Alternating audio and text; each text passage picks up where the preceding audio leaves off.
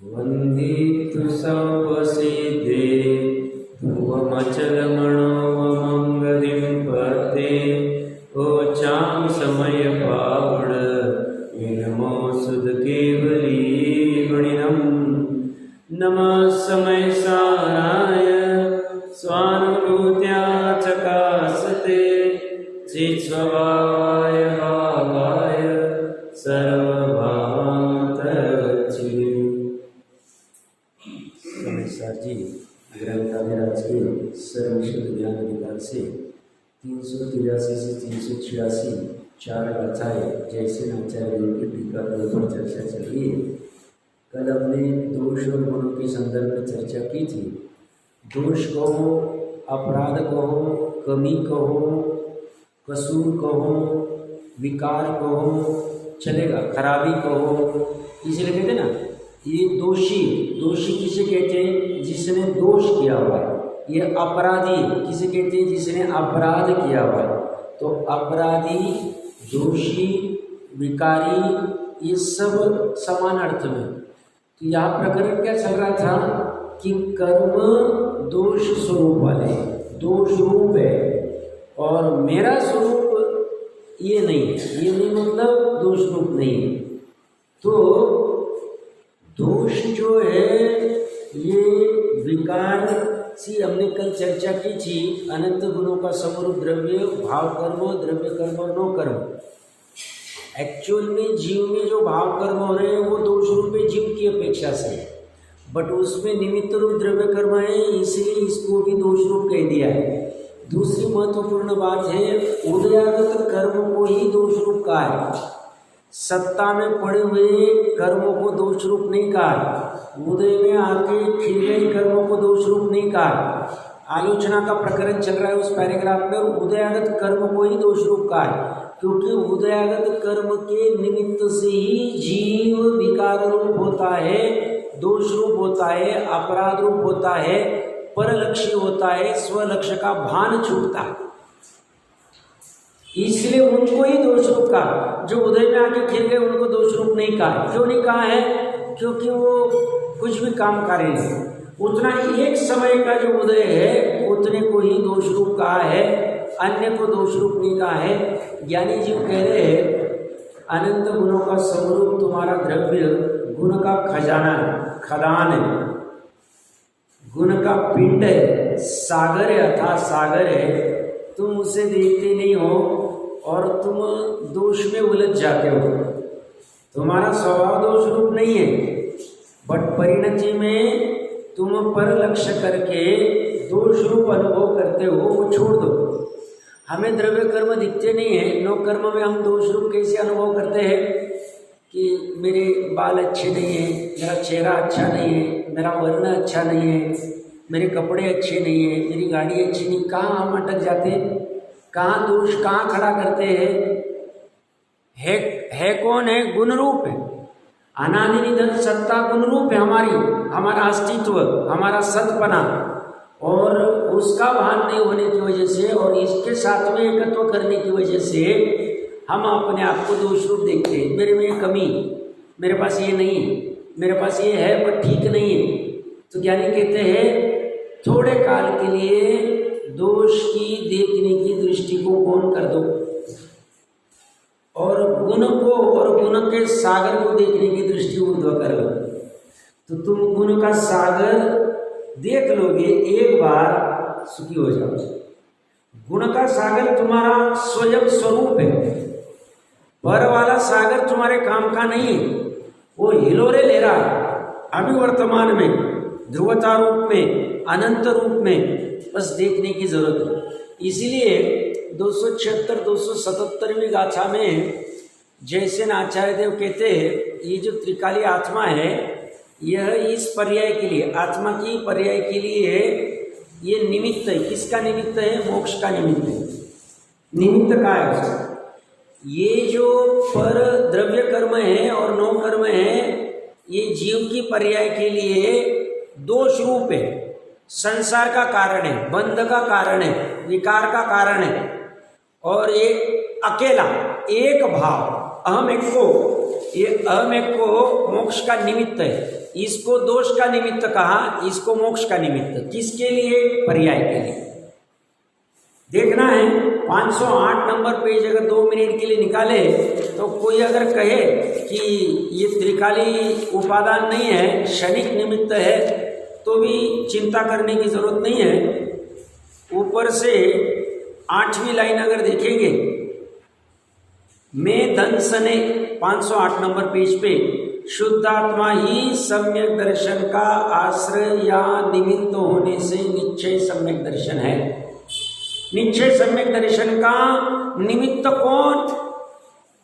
उपादान नहीं कहा यहाँ पे, त्रिकाली उपादान है, हम अलग अपेक्षा से हमें पता है। तो कहीं पे ऐसा कथन आ जाए तो सम्मेल कर लेना चाहिए, वो करते आना चाहिए। तो बहुत से जीव बौखला जाते हैं, सब निमित्त कहाँ, इसको निमित्त, निमित्त तो परद्रव्य को कहते हैं, उपस्थिति को।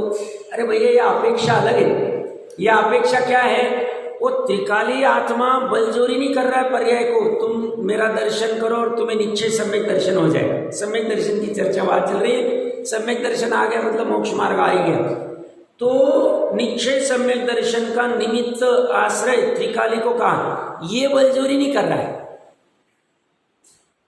इसलिए ये तो खड़ा है कब से, बस ये पर्याय इसका काम करे तो ये इसके लिए निमित्त होगा, निश्चय सम्यक दर्शन के लिए।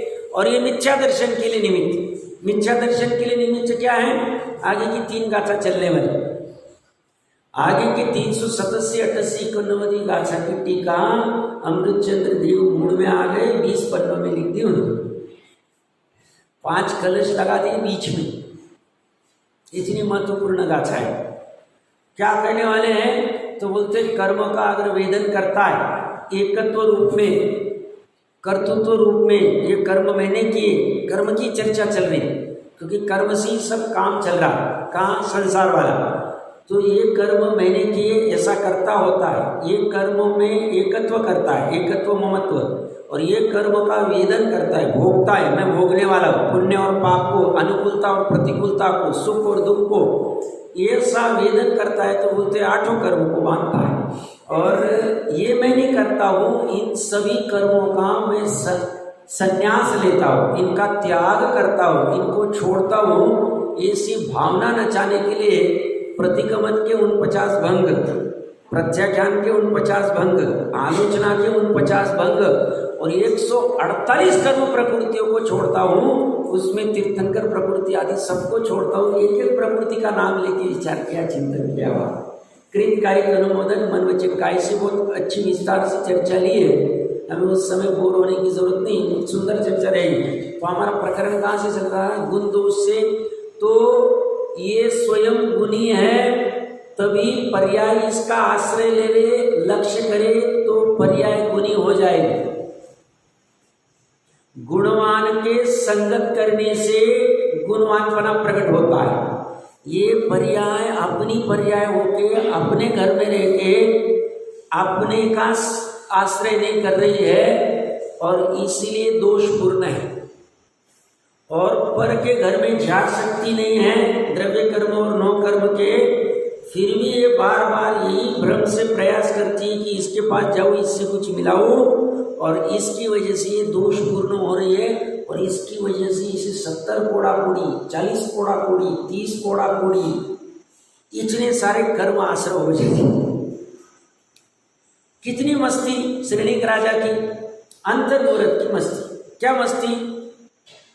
देख लेता हूँ, ये छेलना बहुत करती है ना, मेरे गुरु, अभी बताता हूँ उसको। उस अंतर्मुहूर्त की मस्ती में 70 कोड़ा कोड़ी 33 सागर को उनका बंद कर लिया।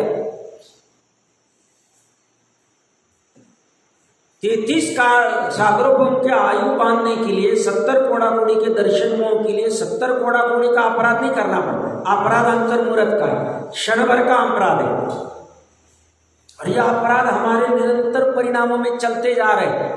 अज्ञान में निरंतर चलते, कारण इतना ही, ज्ञान नहीं। किसका ज्ञान नहीं? गुणवान का ज्ञान नहीं, मेरे स्वरूप का ज्ञान नहीं। और जो मेरा स्वरूप नहीं है उसका मेरा स्वरूप मान के दोषवान हो रहा है, वो दोषवान की संगति करके दोषवान हो रहा है। ऐसे लोक व्यवहार में सप्तव्यसनी का अगर कोई मैत्री करे तो उसको अच्छा नहीं माना है। उसको घर वाले डांट देते, भैया तो किसकी संगति कर रहे, फिर भी वो माने न माने वो उसकी बात, हमें वो बुरा लगता है क्योंकि एक आयु बिगड़ जाएगी। सप्तव्यसनी की साथ करेगा तो ज्ञानी कहते हैं ये द्रव्य कर्म दोषमान है, इनका स्वरूप दोष रूप है और इनकी साथ हम अनादिकाल से करते हैं, इसका हमें बहाने नहीं। और ऐसे द्रव्य कर्म की अभी भूमिका अनुसार साथ करने में भी बाधा नहीं, बट ये दर्शन मोह का मिथ्या सम्यक मिथ्या और अनंतानुबंधी की चाह, इनकी मैत्री क्यों करते हैं? इनकी मैत्री अंतर्मुहूर्त के लिए तो छोड़ो, अंतर्मुहूर्त के लिए इनको दबा दो, उपशमित कर दो, बाद में फिर वापस दोस्ती कर ले चले। और अंतर्मुहूर्त इसको दबाना है, मिथ्यात्व सम्यक मिथ्यात्व और अनंतानुबंधी की चार को। अगर सादी मिथ्या दृष्टि होगा तो अनादि होगा तो पांच ही, मतलब सम्यक मिथ्या तो नहीं आएगा। इनको दबाना है तो तुम्हें शुद्ध आत्मा के दर्शन करने पड़े, जो हम अभी देख के आए 508 नंबर पेज। शुद्धात्मा के दर्शन करोगे, जिस समय दर्शन करने जाओगे उसी समय में ये 5 प्रकृतियां दब जाए। अनंतों का ऐसा ही हुआ है आज तक, जिन्होंने सम्यक दर्शन प्रकट किया पहली बार, अनादि संसार में एक बार भी सम्यक दर्शन प्रकट नहीं किया था, पहली बार जिन्होंने भी सम्यक दर्शन प्रकट किया होगा आज तक अनंतों ने कर दिया है, क्योंकि सिद्धानंद थे तो उन्होंने सम्यक दर्शन पूर्व नहीं किया है। उन्होंने शुद्ध आत्मा का दर्शन करके ही किया। शुद्ध आत्मा का दर्शन करने के लिए वो पर्याय चली गई, ये कर्म अपने आप उपशमित हो गए। कर्मों को उपशम करने के लिए कुछ नहीं कर भी नहीं सकते थे। तुम जाओगे कर्मों को उपशम करने में, उस विकल्प में उलझ जाओगे तो तुम्हें अनंतानुबंधी का और मिथ्यात्व का बंद हो जाए। सब क्यों? एक द्रव्य दूसरे द्रव्य का कर सकता नहीं है, और मैं कर्मों को उपशमित करने जाओ, ये विकल्प, ये अभिप्राय की वासना सत्ता में पड़ी है, गए का वहीं पे तुम्हारी विकेट आउट हो गई। द्रव्य कर्म में कुछ कर ही नहीं सकते, नौ कर्म में कुछ कर नहीं सकते, स्वरूप ऐसा।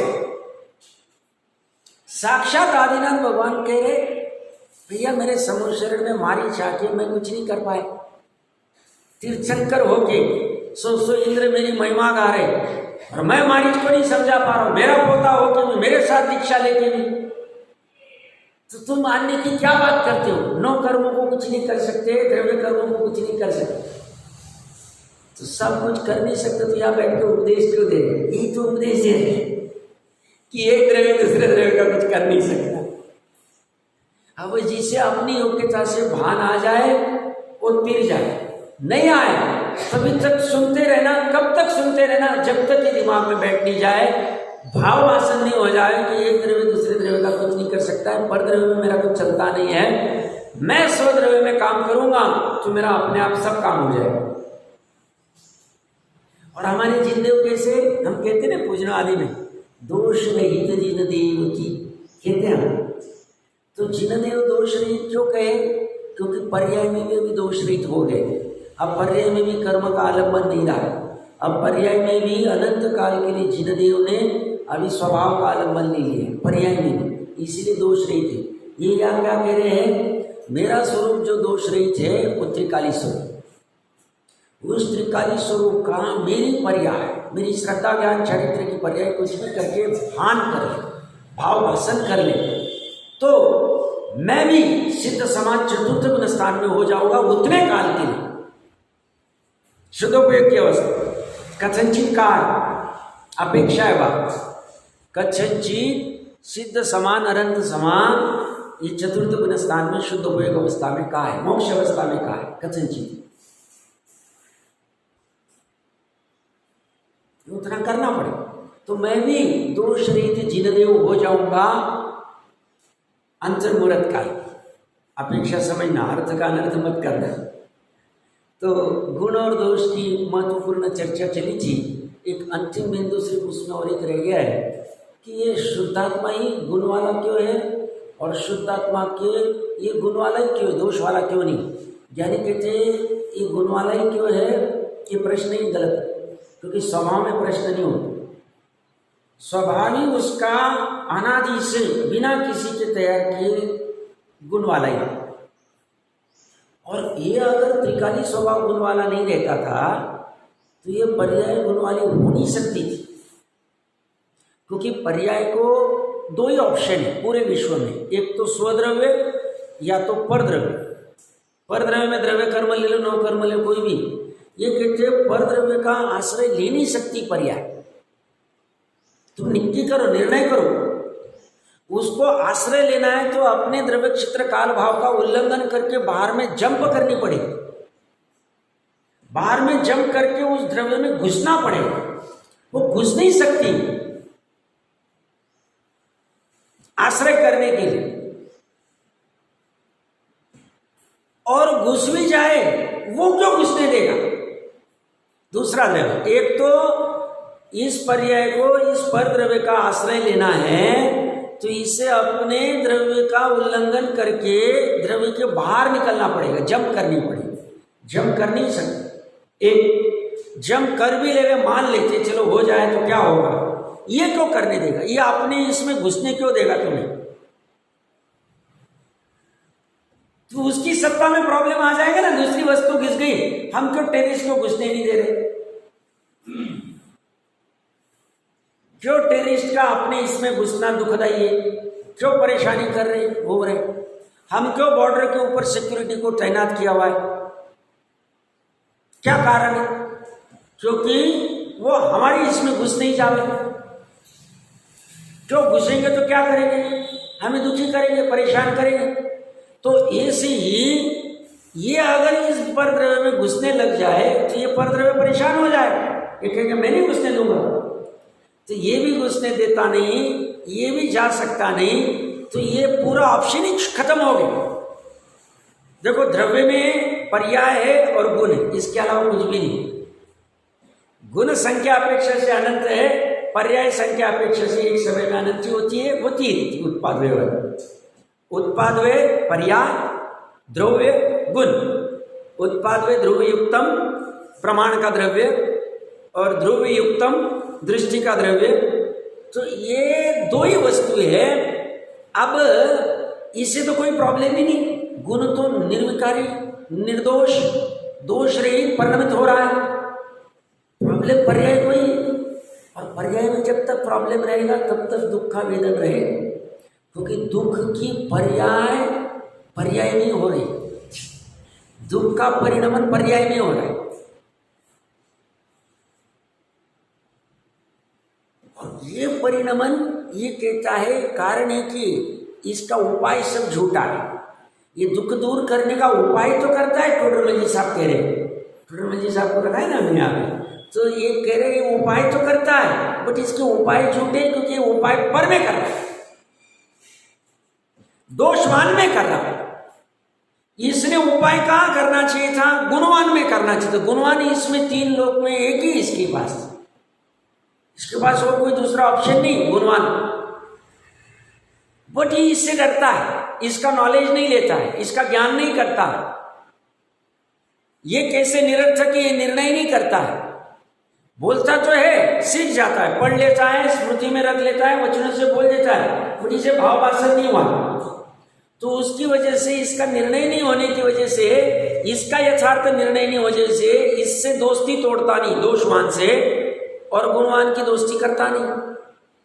ये बाहर जा सकता नहीं, बिना काम का प्रयास कर रहा है, बेकार वाला है, या अंदर में जा सकता है, अंदर में इसको ग्रहण कर सकता है, इसकी सामर्थ्य ऐसी, अनंतों ने किया, हम भी कर सकते। अनंतों ने पर्याय में ही रह के द्रव्य को ग्रहण कर सकते। जैसे पर्याय में रह के ब्रह्म से पर द्रव्य को ग्रहण कर लेती है, पर द्रव्य में एकत्व कर लेती है, ममत्व कर लेती है, कर्तृत्व करती है, भोक्तृत्व करती है, ऐसी स्वद्रव्य को ग्रहण कर सकती है, करती नहीं। स्वद्रव्य से पूर्ण भरती नहीं हो, हम नहीं करती, यही मैं हूं और कुछ भी नहीं। यही मैं मतलब गुणवानी मैं हूं, अनंत गुणों का पिंड ही मैं हूं और कुछ भी नहीं, ये सब प्रतीति नहीं करती। और प्रतीति कब होगी? ध्यानपूर्वक हो। ध्यान मतलब जो ये एनालिसिस चल रहा है ना, जैसे कल हमने इतनी सारी चर्चा की, आज भी मेरा पेट नहीं भरा था और भी 10-20 मिनट कर ही रहा हूँ चर्चा, ये इतनी उसमें भरा हुआ, ये ऐसा विचार करने के लिए समय नहीं निकल, ये इसलिए भागता है। कहाँ भाग रहा है? कुछ भी नहीं समझ रहा। ये वैज्ञानिक दृष्टिकोण नहीं लेता है। धर्म को एक क्रियाकांड कर लिया इसे। धर्म क्रियाकांड नहीं है। क्रियाकांड तो मजबूरी में खड़ा करना पड़ा, क्योंकि इसको बाहर में भी जब धर्म के विमुख था तब भी आदत थी कुछ ना कुछ हाथ पैर हिलाने की, तो इसकी आदत अभी छूटी नहीं, तो यहाँ भी आके इसको आदत डाल दी, भैया कुछ ना कुछ कर, कुछ ना कुछ कर, कुछ ना कुछ कर। बट कब तक करेगा? थोड़ा स्थिर तो हो।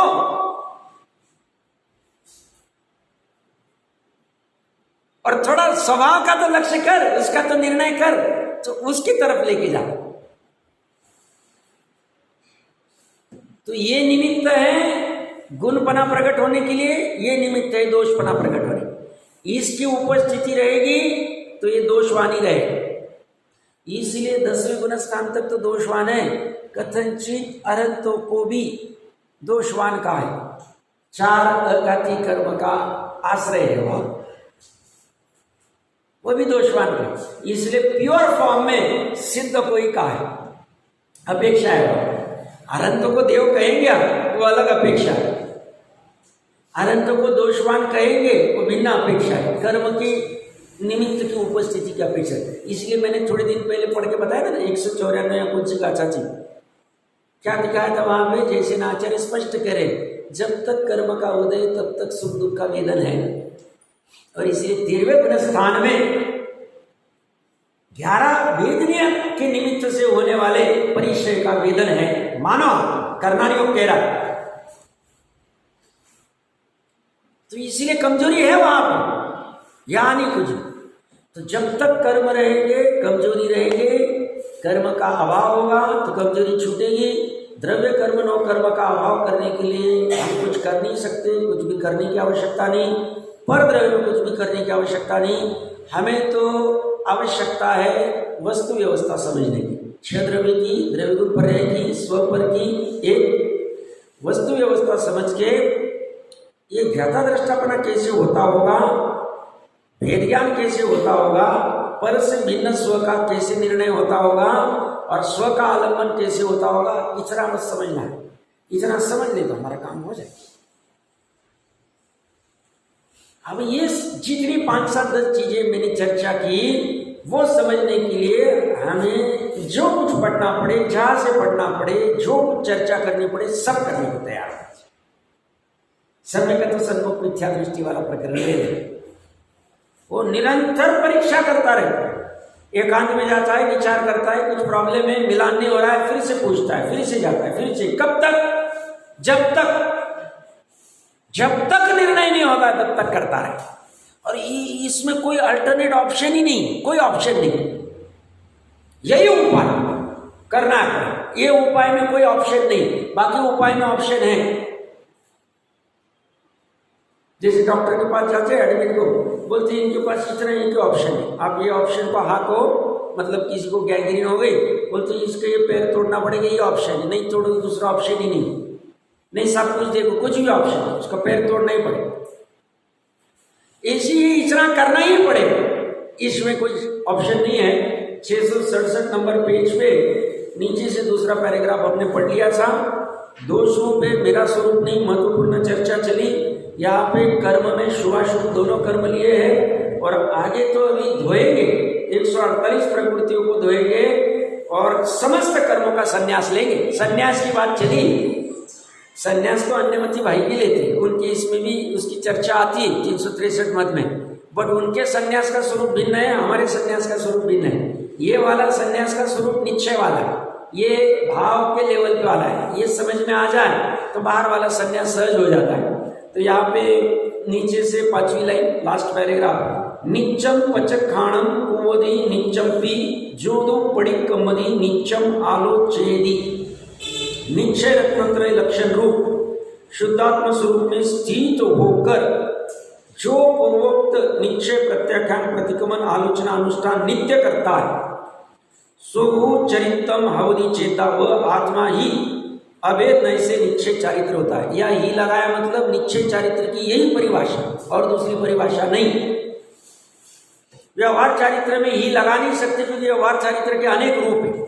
मैंने थोड़े दिन पहले कहा था, प्रथमानुयोग कहेगा नग्नत्व और पीछे कमंडल तो मुनि तो चारित्र है, और चरणानुयोग कहेगा 28 मूलगुण है तो चारित्र है, कर्णानुयोग कहेगा 3 कषाय चौकड़ी का अनुदय तो चारित्र है। निश्चय चारित्र की परिभाषा बदलेगी नहीं, और निश्चय चारित्र की परिभाषा लिखने का सामर्थ्य मात्र अध्यात्म में। आगम भी लिख नहीं सकता है, कर्णानुयोग भी लिख नहीं सकता है, चरणानुयोग भी नहीं, वो स्थूल बातें करेगा। ये वाला तो सिर्फ अध्यात्म ही कह सकते। तो अध्यात्म की परिभाषा क्या है? शुद्ध आत्मा स्वरूप में स्थित होना। किसने स्थित होना? निश्चय रत्नत्रय वाले। निश्चय रत्नत्रय क्या है? तो निश्चय सम्यक दर्शन, निश्चय सम्यक ज्ञान, निश्चय सम्यक चारित्र। इस लक्षण रूप शुद्ध आत्मा स्वरूप में स्थित होकर, मतलब शुद्ध आत्मा में कौन स्थित है, उसका लक्षण क्या है? तो निश्चय सम्यक दर्शन ज्ञान चारित्र। ये अगर स्थित होंगे तो निश्चय सब स्थित होने के लिए कहाँ जाना पड़ेगा? तो कहीं नहीं जाना। पर्याय जहाँ मिथ्यात्व की पर्याय हो रही है वो मिथ्यात्व की पर्याय का वे हुआ, और वहीं पे नई पर्याय सम्यक दर्शन आ गया। तो उसने क्या किया स्थित होने के लिए? उसने आत्मा में वो गई नहीं, शुद्ध आत्मा में। शुद्ध आत्मा उस पर्याय में आया नहीं, और वो पर्याय ने अपने आप को शुद्ध आत्मा से भर लिया। ऐसा ही करना पड़े, ऑप्शन नहीं कि वो स्थित होने के लिए हम कहीं चले जाए, कहीं चला मतलब कहीं नहीं जाना, क्योंकि संपूर्ण आत्म प्रदेशों में पर्याय होती, संपूर्ण आत्म प्रदेशों में शुद्ध आत्मा भी है, तो कहीं जाना ही नहीं। प्रदेश है द्रव्य प्रमाण का, बस वो उसको पकड़ना। किसे पकड़ना? शुद्ध आत्मा। कैसे ग्रहण करेगी? तो जैसे युगल जी बाबू जी की भाषा में कोना कोना उसने खाली कर दिया पर्याय शुद्ध आत्मा की, जगह ही नहीं बची उसके लिए पर्याय पे, जो वो अभेद हो गई। अभी अभेद रत्नत्रय की बात चल रही, उसमें होना पड़ेगा इतना समर्पण। इसी को जयसेन आचार्य देव बार बार कहते, 3 लोक 3 काल का, मन वचन काय कृत कार्य तन बोधन, समस्त चेतन अचेतन अंतरंग बहिरंग से निरालंबी होता हुआ, कुछ भी छोड़ा नहीं। और उनका जोर लगता था तो और विशेष लिख देते, द्रव्य कर्म भाव कर्म नो कर्म रे, पर समय में सभी आ गए। इनका निरावलंबी हुआ मतलब इनका आलम्बन छोड़ा। इतनी मेहनत लगेगी, इतनी मेहनत बाहर में कुछ भी आलम्बन छोड़ना नहीं, छोड़ ही नहीं सकते। हम कहेंगे ये मोबाइल हमें परेशान करते तो इसका आलम्बन छोड़ना है, अचेतन है तो इसको हमने डस्टबिन में डाल दिया या किसी को कहीं डाल दिया, इसे कुछ भी नहीं करना। जहाँ जो पड़ा है हम डाल ही नहीं, कहाँ डालना है? हम उसका हाथ भी नहीं लगा सकते, मोबाइल को स्पर्श ही नहीं कर सकते, तो डाल क्या करके? तो साहब देखो ये उठा के पटका, अरे भैया ये उठा के पटकने के भाव के तुम करता हो, उतने राग या द्वेष के, बाकी अपनी स्वयं की क्रियावती शक्ति से वो डस्टबिन में कहा गया होगा वह जहाँ जाना है उसको चला जाए, तुम्हारी वजह से गए नहीं। तुम अगर कर सकते हो तो अभी ये वॉल को उठा के बाजू में करके दिखाओ। तुम ये बाल को हाथ नहीं लगा सकते, तुम बातें करते हो, ठीक है, तुम भाव कर सकते हो और भाव के निमित्त से वैसा परिणमन होगे तो तुम्हें ऐसा भ्रम हो जाता है कि मैंने इसको उठाया। दोनों साथ में है, तुम्हारा भाव और उस अनुसार द्रव्य का परिणमन, इसलिए तुम करता हो के बैठते हो, ऐसा होता नहीं। अच्छे समझना चाहिए, टुटुम जी साहब ने लिया है उसमें एक साथ क्रिया होती है और इसे ऐसा भ्रम हो जाता है कि ये मैंने किया, और इस भ्रम की वजह से उनके साथ में एकत्व ममत्वादी सब कर बैठते, ये मेरे आधीन है, मेरे से परिणमित होते।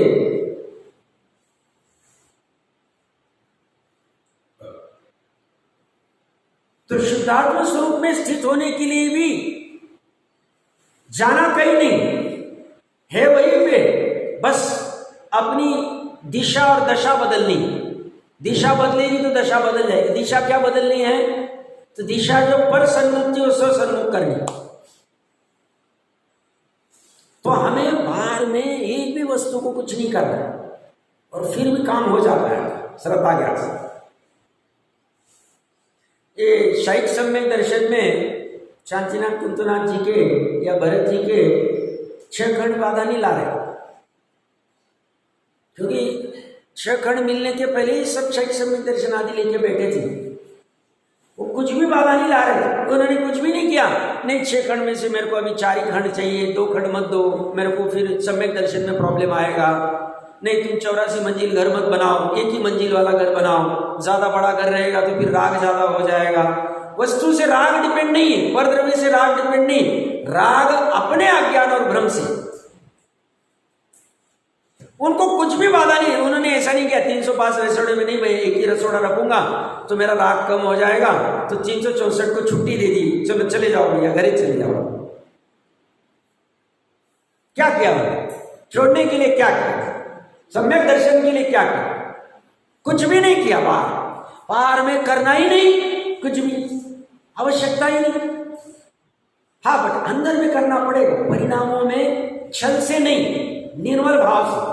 निर्मल भाव से निर्णय करके कि ये पर वस्तु मेरे काम की नहीं है, एक भी वस्तु मेरे सुख का कारण नहीं है, वो उल्टा मेरे को दुख का निमित्त रूप है, संसार का कारण है, ऐसा निर्णय करके उनके प्रति उदासीन होना। उदासीन का प्रकरण चल रहा है, अंदर में होना पड़ेगा वो बना। अभी ये शास्त्र पढ़ ले हुए 11 अंग के, ये गप्पे लगा ले हुए, ये ऐसा करना चाहिए, एक भी 3 लोग 3 काल में एक वस्तु मेरी नहीं आदि आदि सब बोल दे, और अपने परिणामों में ये त्याग ही नहीं कर पाए, इसका काम ही नहीं होगा। परिणामों में अगर त्याग नहीं कर पाए तो इसका काम ही होगा, 100% नहीं होगा। और परिणामों में त्याग कर दे वो तिर्यक, संजीव पंचेंद्रिय तिर्यक परिणामों में त्याग कर देता है, उसे अभी आत्मा शब्द भी पता नहीं, क्षेत्र में के नाम पता नहीं। हमने तो कितने नाम पता है और कितनी परीक्षा दी थी और कितने हमें मेडल और रिकॉर्ड मिल गए, पर फिर भी हम अगर उसका त्याग नहीं कर पा रहे, किसका? परद्रव्य का, और स्वद्रव्य को ग्रहण नहीं कर पा रहे, हमारा काम नहीं होगा, उसका काम होगा। सब ऐसा कैसे जैन धर्म है भैया? जैन धर्म परिणाम के अनुसार चलता है, सब परिणामी करता। कैसे परिणाम कर रहा है? तो वो शुद्ध आत्मा को ग्रहण करने के परिणाम करते थे, हमने कह दिया उसका काम होगा। और तुम नहीं कर पा रहे, तुम्हारा काम ही नहीं हुआ।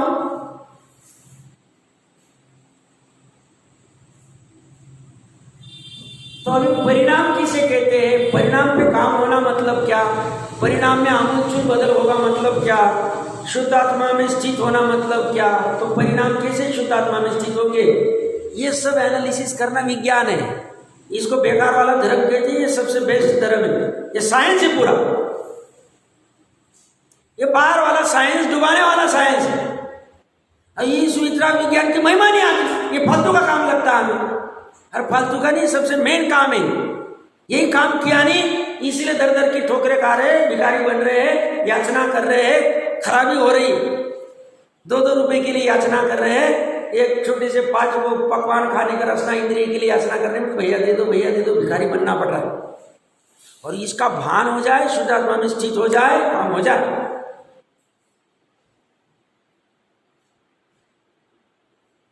तो उसके लिए पूरा जोर लगाना पड़ेगा, ये पुरुषार्थ करना पड़ेगा। इसके लिए क्या पुरुषार्थ करना पड़ेगा साहब? वहां से उपयोग को निकालना पड़ेगा। कहाँ से? परद्रव्य में से जो एकदम पैक करके रखा है, तो ये भी पुरुषार्थ में आएगा। फिर क्या करना पड़ेगा? पुरुषार्थ को स्वाध्याय आदि में लगाना पड़ेगा। स्वाध्याय ठीक से नहीं हुआ, क्षेत्र के नाम ही पता नहीं, 7 तत्व के नाम ही पता नहीं, तो बेसिक क्या क्या है, कहाँ से सब समझना पड़ेगा। फिर क्या करना पड़ेगा? वो जो पढ़ा हुआ है उसके ऊपर विचार करना पड़ेगा कि ये सही है, ऐसा ही ये शुद्ध आत्मा नाम की कोई चीज है क्या? उसमें स्थित होना मतलब क्या? ये क्या वो क्या, सब समझेगा वो। ये कब तक करेगा? जब तक उसको शुद्ध आत्मा में स्थित नहीं होता है, तब तक करता ही रहेगा। अभी इतनी तैयारी किसकी? साहब आधा पौन घंटा तो मुश्किल से आप आते आ रहे, उतना ही ठीक है, हमारा भाग्य। अरे भैया ये कोई हम जैन धर्म के ऊपर उपकार नहीं कर रहे, जैन धर्म हमारे ऊपर उपकार कर रहा है। ये कह रहा है संजीव पंचेंद्रिय इतनी सुंदर सिद्ध और कुट के नजदीक वाली नगरी में हमारा ये वाद सहयोग हुआ है, ये तो छूटने का बहुत मस्त चांस है।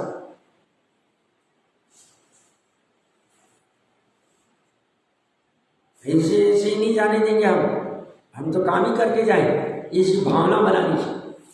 शुद्धात्मा में तो स्थित होके ही जाएंगे अक्षर मूर्त की। पिछले भाव में हुए नहीं हुए पता नहीं, इस भाव में तो होके ही रहे। ऐसी भावना जरूर रहेगी, काम हो गई। हम कहेंगे नहीं साहब हम कहाँ से कर सकते हैं, हम थोड़ी ज्ञानी हैं, हमारा तो होगा ही नहीं, काम ही नहीं होगा। क्यों? पहले हमने निगेटिव सोच लिया। अब पॉजिटिव सोचे तो होके रहे, पॉजिटिव सोचते ही नहीं, पूरा निगेटिव ही सोचते हैं हम।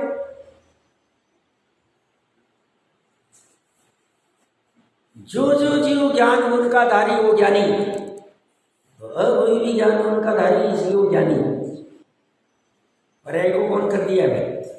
हम भी ज्ञान गुण के धारी है, हमें अज्ञानी समझना नहीं चाहिए। और ठीक है, हमसे थोड़ा सा भी शैक्षम के पर्याय में कम ज्यादा समझ में आएगा, उससे कोई फर्क नहीं पड़ता। बट समझने की सामर्थ्य हमें भी पड़ी और संजीव पंचेंद्रियपना आया है तो हमारी योग्यता बन गई। बस थोड़ा सा विशुद्धि और देशना लब्धि में काम करने की जरूरत है। बाकी प्राज्ञ और करण लब्धि अपने आप जब हो जाएगी तो यहाँ में कह रहे शुद्धात्म स्वरूप में स्थित होकर पूर्वोक्त जो पूरी चर्चा करके आए, निश्चय प्रत्याख्यान प्रतिक्रमण आलोचना अनुष्ठान नित्य करता है, हमेशा करता है। सो अभी ये मुनिराज को कोई कह नहीं रहा है, उनको कोई पूछने वाला नहीं। वो आचार्य कोई 24 घंटे देखते नहीं है शिष्य क्या कर रहा है, स्वाध्याय ज्ञान ध्यान तपो रखता कहा है वो, ये ज्ञान कर रहे हैं क्या ध्यान कर रहे हैं, ये देख नहीं बैठे।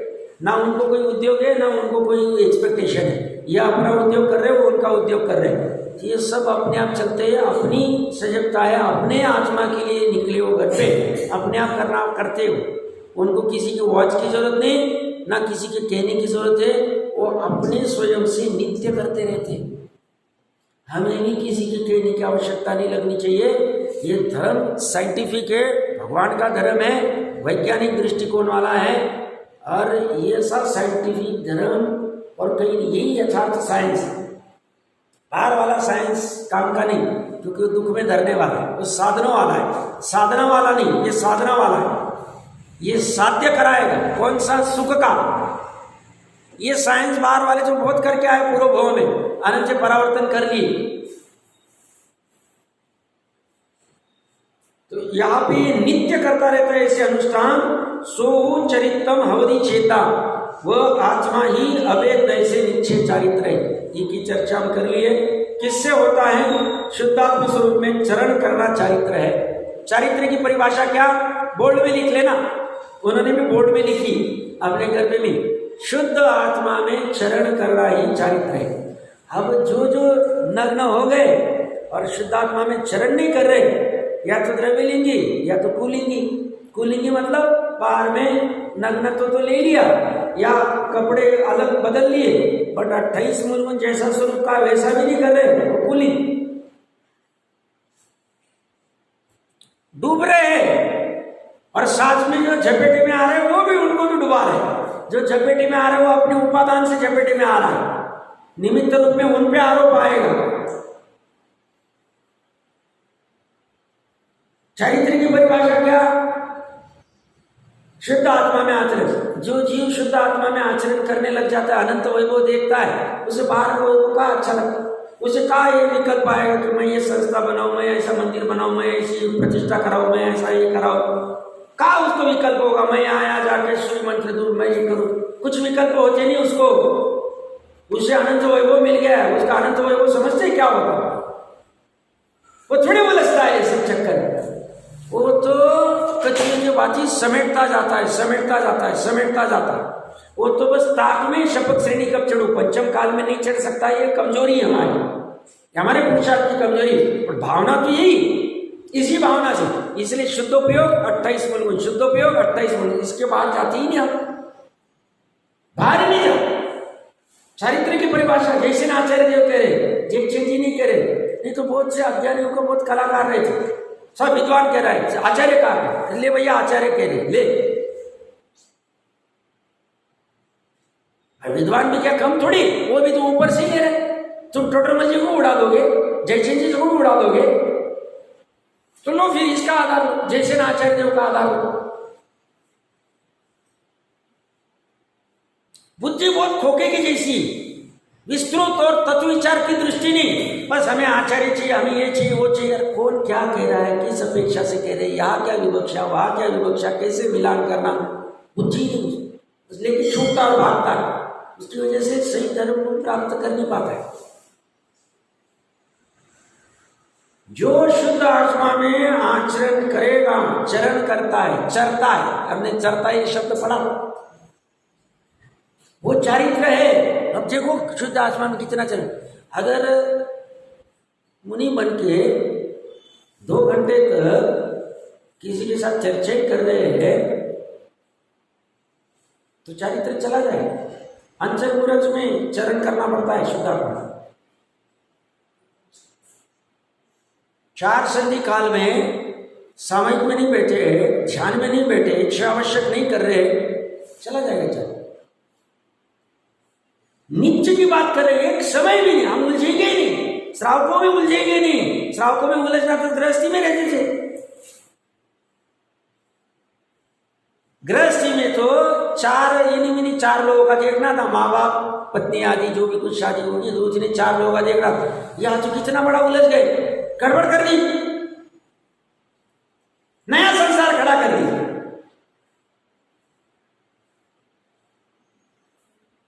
तो चरित्र क्या है समझना चाहिए। शुद्ध आत्मा, शुद्ध आत्मा क्या है वो समझना चाहिए।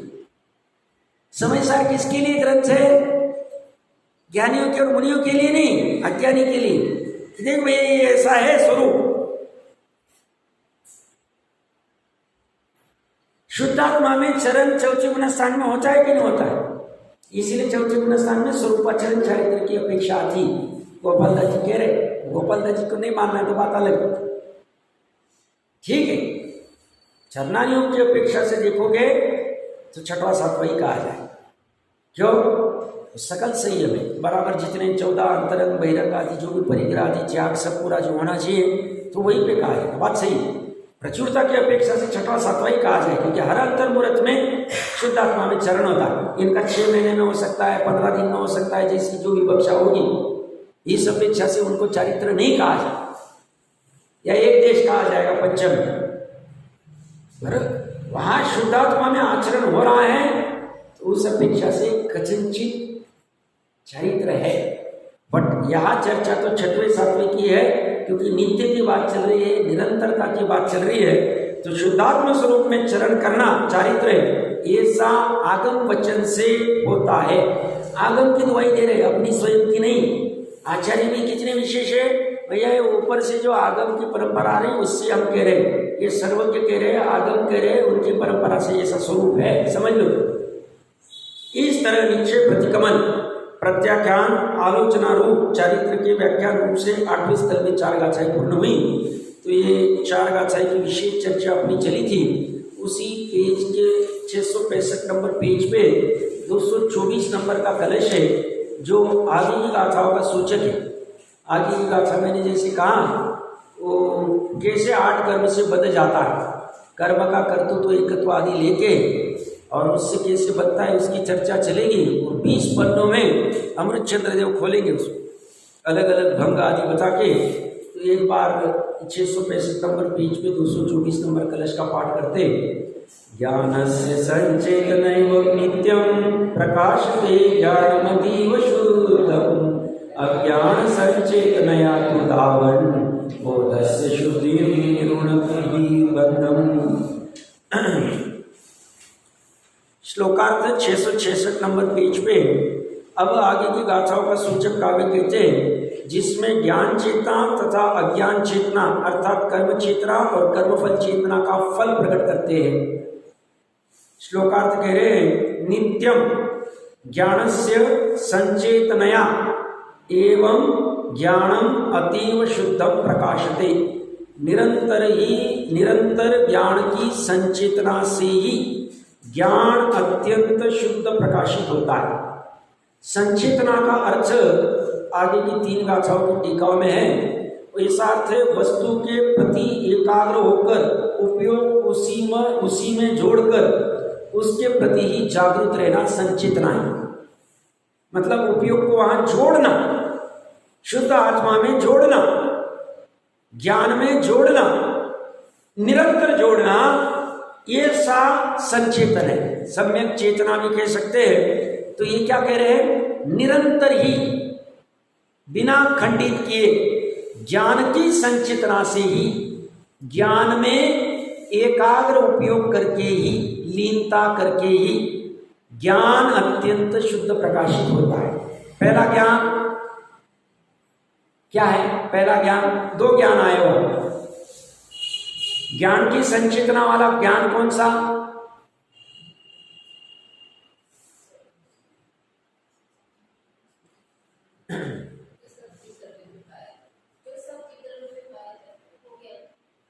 पहला वाला ज्ञान मतलब त्रिकाली, ठीक बराबर। पहला वाला ज्ञान क्या है, त्रिकाली शुद्ध आत्मा है। निरंतर ज्ञान की संचेतना, ज्ञान की एकाग्रता, ज्ञान की लीनता ही, ज्ञान संचेतना से ही ज्ञान अत्यंत शुद्ध प्रकाशित होता है। ये दूसरा वाला ज्ञान की पर्याय, वो ज्ञान की पर्याय अत्यंत शुद्ध प्रकाशित होती रहेगी। कब शुद्ध प्रकाशित होगी, जब वो निरंतर ज्ञान की संचेतना करेगी, एकाग्रता करेगी, लीनता करेगी, उसको उपयोग को उसमें जोड़ेगी। ज्ञान की पर्याय ज्ञान में उपयोग जोड़ेगी, संचेतना करेगी, एकाग्र होगी, तो अत्यंत शुद्ध प्रकाशित होती है। ज्ञान की पर्याय होती है, हाँ होती है। और आत्मा को ही ज्ञान देने की पद्धति पूर्व में हम चर्चा करके आए, आत्मा और ज्ञान एक ही, जहाँ जहाँ ज्ञान है वहाँ वहाँ आत्मा है, जहाँ जहाँ आत्मा है वहाँ वहाँ ज्ञान है।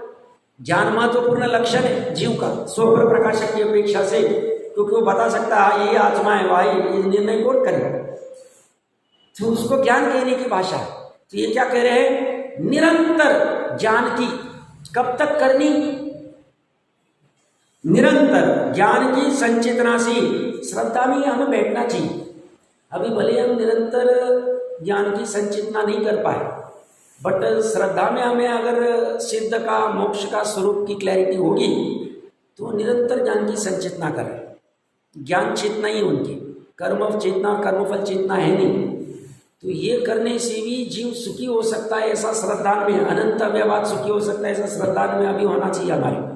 अगर नहीं, हमें लगता है क्या करते होंगे, नहीं ना साहब, थोड़ा बहुत तो खाना ही चाहिए ना, थोड़ा बहुत तो एंजॉय चाहिए ना, कितना पढ़ाई करेंगे, कितना सामायिक करेंगे, कितना ध्यान करेंगे, कितनी ज्ञान की चेतना, ऐसा थोड़ी 24 घंटा कर देता है। तो ऐसा है तो मतलब श्रद्धा में अभी कमजोरी, श्रद्धा में निर्णय नहीं हुआ।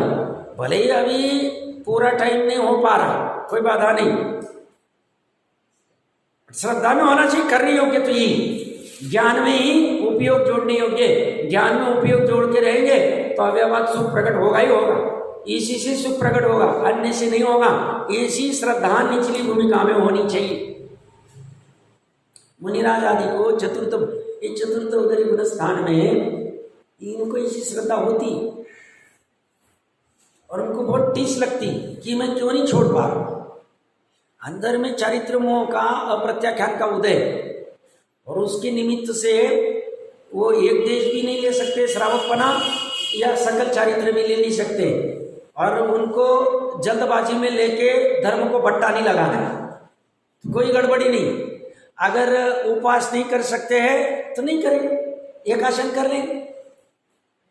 उपवास करके आधी रोटी खाने से अच्छा एकासन करके एक रोटी खाएंगे, कोई प्रॉब्लम नहीं, एकासन व्रत होगा हमारा। तो हम जल्दबाजी करके कपड़े उतारेंगे नहीं, उतारने को भरत जी उतार सकते थे, क्या प्रॉब्लम था, क्या प्रॉब्लम, भरत जी उतार सकते थे कपड़े, बट उनको जल्दबाजी नहीं, आराम से, बाकी के सब होने दो, फिर बराबर जब समय आएगा तो उतर जाएगा। बट अंदर में निरंतर राह यही चलती रहती, चल क्या, कब तक कब तक कब तक, ये टोक स्वयं चलता रहता है, और ये टोक अच्छा। अभी अगर घर में हम 4 ही सदस्य, अपना समय भी हो रहा है 2 मिनट, घर में 4 सदस्य, और मान लो एक सदस्य, मतलब एक सदस्य घर का कोई और बच्चा है, उसको कहता है कहाँ जा रहा है, क्यों जा रहा है, नहीं वहाँ नहीं जाना, ऐसा नहीं, उसको चलता नहीं, मतलब क्या ठोका ठोकी करते हो। पहले के बराबर टोका टोकी। अगर बच्ची भी रहती, लड़की रहेगी, अरे ऐसे कपड़े नहीं पहनना, ऐसा बैठना नहीं, लड़का भी रहेगा, ऐसा करना ऐसा नहीं करना, चलता रहता था टोका टोकी। और उसको अच्छा भी माना जाता था 30, 40, 50 साल में, और आराम से सब संस्कार भी मिल जाते। अभी टोका टोकी ना माँ बाप करने को तैयार है, ना वो बच्चा सुनने को तैयार है। टोका टोकी मत करो, हम इंडिपेंडेंट हो गए, स्वतंत्रता मिल गई। तो होता क्या है, बाद में बिगड़ने में समय नहीं लगता। तो जाने दो, जैसे करेंगे वैसे करो, टोका टोकी। मोबाइल मत यूज करो, ये मत करो, क्या तुम दिन भर ऐसे ऐसे करते रहते हो, तो बात चलती नहीं। ये ज्ञानी तो स्वयं को टोका टोकी करते रहते हैं, इसकी वजह से थोड़े काल में मोक्ष को प्राप्त कर ले। अपनी परिणति जाने से रोकते बार, और बार बार स्थित करने का प्रयास करते। तो टोका टोकी अच्छी है, बुरी मत मानना। फॉरेन की बेकार संस्कृति आ गई हमारे पास में, जितने बच सकते बचो, इसका स्वरूप समझाओ, आसपास वालों को, स्वयं भी समझो कि टोका टोकी अच्छी है, ये वृक्षकल प्रवृत्ति अच्छी नहीं, अर्थ और काम की प्रवृत्ति अच्छी नहीं, बाहर बहिरंगता अच्छी नहीं, बहिरात्मपना ये दुख का कारण है। 10, 20, 40 साल अच्छा लगता है, ये सब ये क्या वो क्या वो क्या वो क्या, सब जड़ जड़ में ये घूमता रहता है, स्वभाव का भान नहीं आता है, और फिर अचानक ब्रेक लगता है, पता चला भी अनंत काल के लिए घूमना पड़ेगा, मनुष्य भले मिलेगी नहीं। तो ये चक्कर में हमें पड़ना नहीं, ये स्वयं टोक लगानी, दूसरे टोक लगाते तो अच्छा मानना। हम अगर प्रेम से किसी को समझा सकते, भाई तुम्हारे कल्याण के लिए टोक देनी तो दे सकते हैं, ऐसा एक दूसरा साधर्म्य का वात्सल्य करके स्वयं अपना पहले वात्सल्य करना चाहिए और आगे बढ़ना चाहिए, हमारा कल्याण हो सकता है। इसमें और थोड़ी सी बिंदु है, इसकी चर्चा करते हैं। उपयोग पर्याय, बराबर, आत्मा की पर्याय।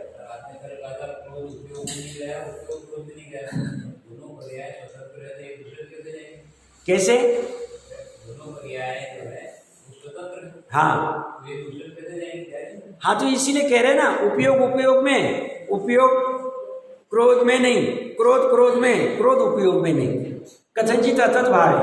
हाँ, बट उपयोग आत्मा में है, आत्मा में तो है, क्योंकि आत्मा यहाँ पूरा द्रव्य ले रहे, कथनचित आत्मा में कहा जाए।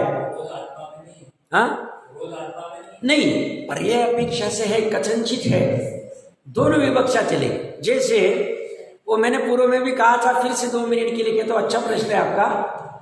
मैंने कहा ना, लव कुश किसका है, तो कोई कहेगा राम का कहेगा, कोई कहे सीता का कहेगा, कोई कहे राम सीता का कहेगा, कोई राम सीता का, दोनों का नहीं, 4 विवक्षा आएगी। हाँ, तो क्रोध आप अगर कह रहे आत्मा का नहीं है, तो किस अपेक्षा से कि भाई वो पर लक्ष्य से उत्पन्न होता है, इसलिए उसको बाहर निकाल दो। एक कोई कहेगा आत्मा का है, हाँ आत्मा का है, क्योंकि आत्मा में ही उत्पन्न होता है, आत्मा ही अपना भान नहीं रखता है और उसमें लीनता कर बैठता परद्रव्य, तो इस अपेक्षा से आत्मा का कहा जाए। कोई कहेगा सब परद्रव्य और आत्मा दोनों मिलके हुआ है, तो भी चलेगा, क्योंकि निमित्त रूप में परद्रव्य था और उपादान रूप से जीव था, ये भी चलेगा। और कोई कहेगा दोनों का नहीं, ये भी चलेगा। क्यों? क्योंकि पर्याय का षटकारक स्वतंत्र है अपना। क्रोध त्रिकाली स्वभाव नहीं, क्षणिक स्वभाव है, बट वो भी निरंतर नहीं, उसका अभाव हो सकता है। ये अपेक्षा से बराबर कह रहे, त्रिकाली स्वभाव।